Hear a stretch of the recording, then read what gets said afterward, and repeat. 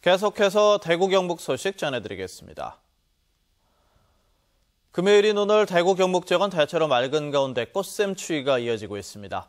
오늘 아침 기온은 대구가 영하 0.5도, 포항 영하 0.2, 구미 영하 1.9, 안동 영하 3도에 머물렀습니다.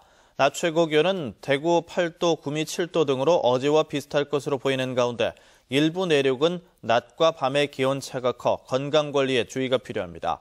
대구기상단은 대구와 경북 내륙 대부분의 지역에 건조주의보가 내려져 있는 가운데 바람이 약간 강하게 부는 곳이 있겠다면서 화재 예방에 신경 써줄 것을 당부했습니다.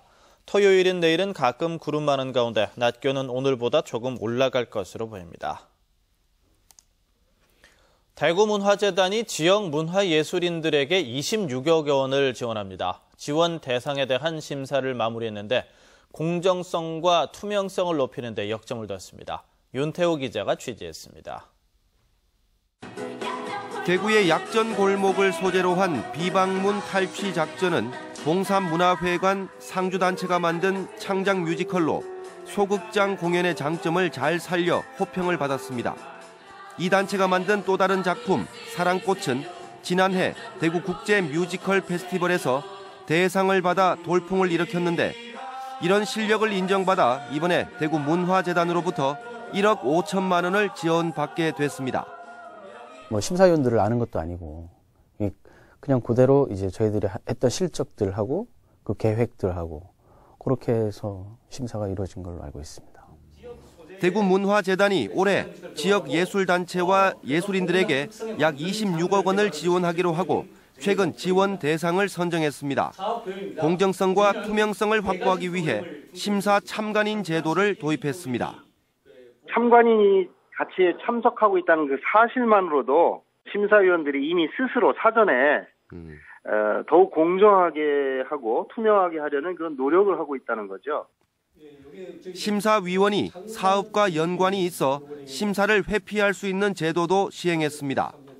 작은 거지만 앞장서서 어떤 제도를 만들고 그 제도를 좋게 평가하고 따라오는 것. 대구 문화재단의 긍지다 그렇게 생각할 수도 있고. 지원금 배분을 놓고 몇 차례 불협화음이 있었던 대구 문화재단이 공정한 심사를 통해 이미지 쇄신에 나서고 있어 결과가 주목됩니다. MBC 뉴스 윤태호입니다.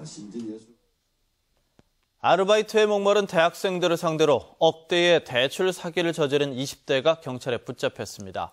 피해자들은 현재 고율의 이자를 갚기 위해 대학 수업도 미룬 채 아르바이트에 매달리고 있습니다. 대학생들의 딱한 사정 엄지원 기자가 보도합니다. 피해자들이 고교 선배인 24살 이모 씨를 만난 건 지난해 6월. 이 씨는 인터넷 대출 중개회사를 다닌다며 피해자들에게 아르바이트를 제안했습니다. 피해자들의 명의로 대출을 받아주면 한두 달 안에 원금과 이자를 해결해주고 중개 실적을 높여준 대가로 100만 원의 아르바이트비를 제공하겠다는 것. 쉽게 일하면서 공부도 하고 싶어가지고 알바를 구하고 있었는데 이제 아는 애들이 많이 하고 있으니까 괜찮다 싶어서. 이 같은 꿰매 넘어간 지역 대학생들은 후순위 저축은행 같은 제3금융권에서 적게는 700만 원부터 많게는 2천만 원까지 돈을 빌려 이 씨에게 넘겼습니다. 심지어 주변 친구들에게도 이 같은 대출을 권하기도 했습니다. 대학생들이 지인이 한 명이 대출을 받아줌으로 해가지고 좋은 아르바이트라고 소개시켜줌으로 해가지고 피해가 커졌고 지금 현재 확인된 바로는 23명의 피해 금액이 3억 4천여만에 이르고 있습니다. 이런 수법으로 3억 4천여만 원을 챙긴 피해자는 두세 달 정도 이자만 갚은 뒤 곧바로 잠적했습니다. 대출 사기에 넘어간 피해자들은 최대 39%의 고이율에 시달리면서 아직도 아르바이트에 매달리고 있습니다. 이자가 50만 원 정도인데 제가 학생이라 감당하기가 안 돼서 집에 이제 농사 짓고 잘 사는 것도 아닌데 이제 좀 어떻게 보면 바보 같은 짓을 했으니까. 경찰은 피해자 이 씨를 구속하고 공범 24살 양모 씨를 불구속하는 한편 범죄 수익금 몰수 등을 통해 피해자 지원책을 준비하고 있습니다. MBC 뉴스 엄지원입니다. 교육부는 지난 1일자로 수성대 현 이사진을 해임하고 임시이사 8명을 파견해서 20년 동안 끌어온 현 재단과 설립자 간 대학 인수 분쟁을 마무리하도록 했습니다.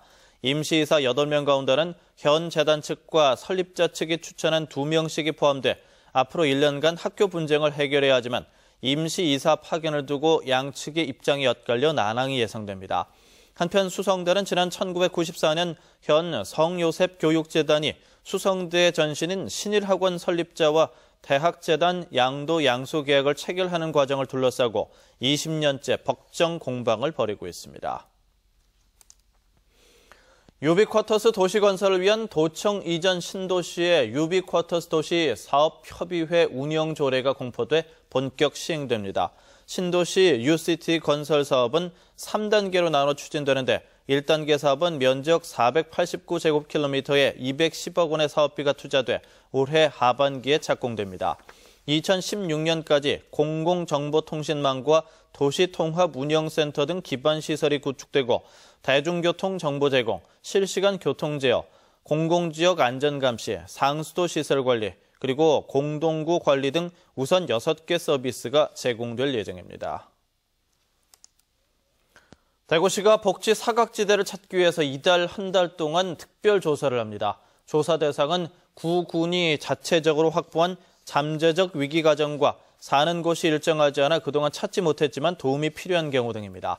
대구시는 조사를 통해서 필요한 보호와 복지 서비스를 제공하는 한편 주위에 도움이 필요한 가정이 있으면 구군이나 읍면동 또는 보건복지콜센터 129번으로 신고해 줄 것을 시민들에게 당부했습니다. MBC 생활뉴스를 마칩니다. 고맙습니다.